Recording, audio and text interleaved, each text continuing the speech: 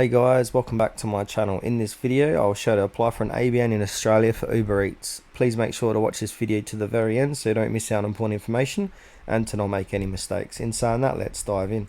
Alright, on your PC, laptop or mobile device, open up any web browser and then head over to Google, and in Google type in ABN. And then you'll be brought to this page of results. You want to click into the one that says ABR from abr.gov.au, applying for an ABN. So click onto that and then have a read of this page, applying for an ABN, how to apply and reapply. The ABN is a unique 11-digit number that identifies your business or organization to the government and community. Apply or reapply for an ABN using application below. So simply click on apply or reapply for ABN. And you'll be brought to this page here where you go through the process of applying for an ABN.